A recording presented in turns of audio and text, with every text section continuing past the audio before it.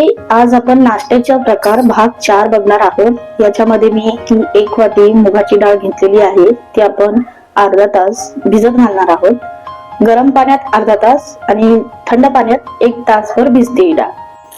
तर अशा पद्धतीने आपली ही डाळ भिजलेली आहे। तर आता आपण बघू शकता तुम्ही। आता ही डाळ आपण मिक्सर मधनं वाटून घेणार आहोत। त्यासाठी मी इथे 1 आल्याचा तुकडा, 4 लसणाच्या पाकळ्या आणि 1 हिरवी मिरची ही या डाळी सोबत वाटून घेणार आहे। तर आता आपण वाटून घेऊया।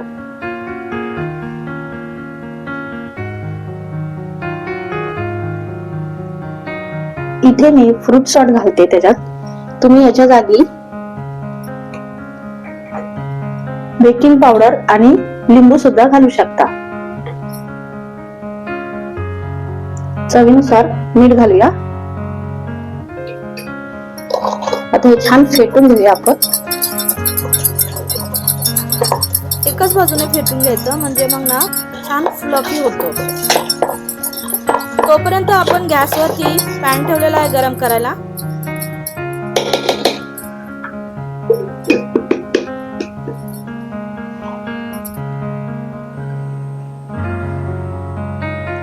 पॅन ठेवलं आपण, थोडं बटर घालून घेऊया। बटर सगळीकडनं लावून घ्यायचं, पसरून घ्यायचं, कारण की आपलं बॅटर पॅनला चिकटलं नाही पाहिजे। अशा पद्धतीने लावून घ्यायचं सगळीकडनं। मंडळी, रेसिपी कशा वाटल्या सबस्क्राईब करा, आवडल्या तर लाईक बटन प्रेस करा आणि शेअर करा। आता हे मिश्रण आपण एकच पळी घालायचं।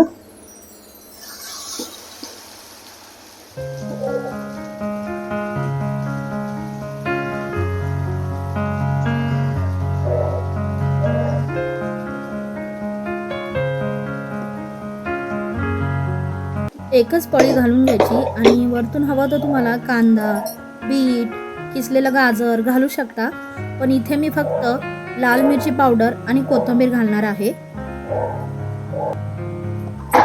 वरतून थोडी कोथिंबीर घालू, सोबतच लाल मिरची पावडर पण घालू।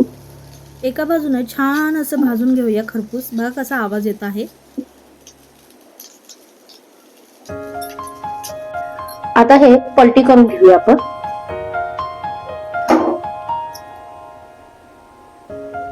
बघू शकता तुम्ही कसं मस्त भाजलेलं आहे। आपण वरनं परत बटर सोडणार आहोत।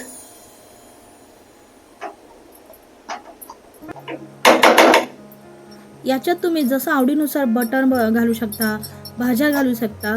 प्रत्येक भाजीची चव वेगळी लागते। बिना कोथिंबीरीचं वेगळं लागतं, बिना तिखटाचं वेगळं लागतं, भाज्या घालून वेगळं लागतं। तर सगळ्या पद्धतीने तुम्ही ट्राय करू शकता हे। बघा मंडळी, किती छान आणि हेल्दी नाश्ता तयार झालेला आहे। तर आता आपण काढून घेऊया। सेम असंच मी दुसरा एक करून दाखवते तुम्हाला। आता हा पण काढून घेऊया। बघू शकता तुम्ही, आहे की नाही हेल्दी। आता आपण दुसरा घालून घेऊया। बटर सोडूया तव्यामध्ये।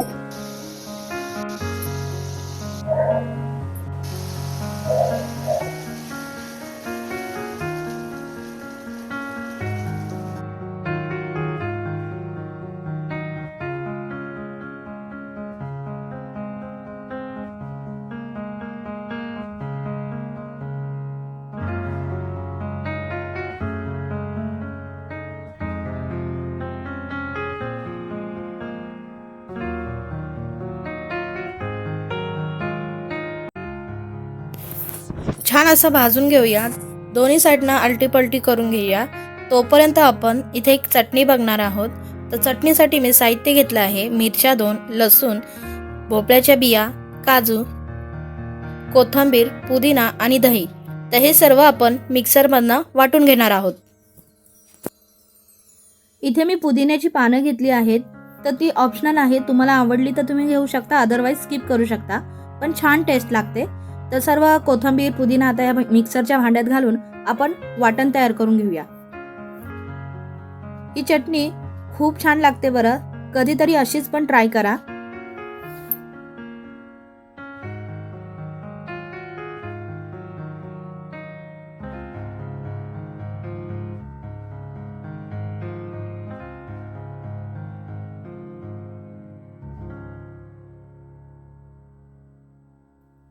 मिक्सरमधनं छान अशी फिरवून घेऊया.